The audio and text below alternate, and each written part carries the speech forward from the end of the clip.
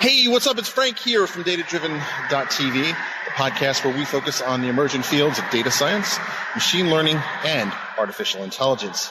I'm here on this lovely day in Potomac, Maryland. Potomac, Maryland is a beautiful place. So let's just say it's a very high rent district. Here's a couple of homes that are here. And just across the street, there's another home.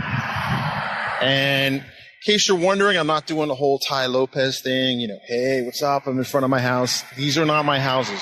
I certainly do wish that they are, or that they were.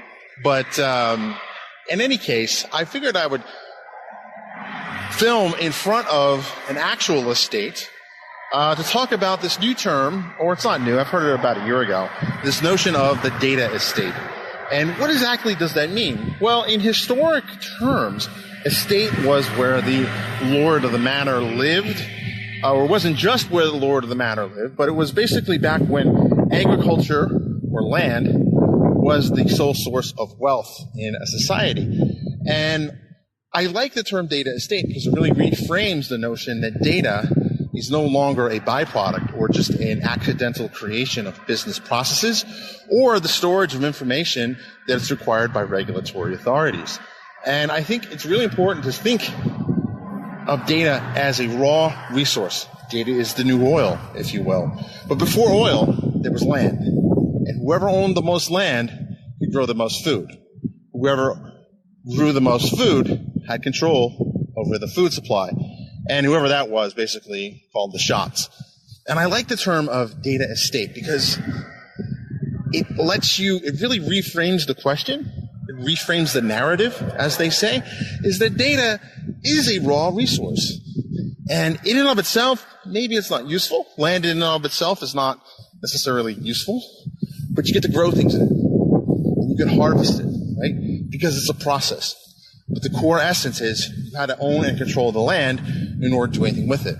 And the way I see enterprises, large and small, everywhere in between, handle their data, they don't treat it with the type of respect that it deserves. I mean, in my consulting time, I've seen, as recently as 2017, databases with improper indexes. Not rocket science. But apparently for some people, I guess it is. But it's not to mock them. It's just that we don't treat data with the kind of reverence and respect that it deserves. And certainly if you're a tactical decision maker, you're probably scratching your chin thinking, well, maybe that's true. And if you're a business decision maker, I don't think they quite get it yet. The leading ones do. They understand that knowledge isn't just power, but data is the potential for massive profits and massive business transformation.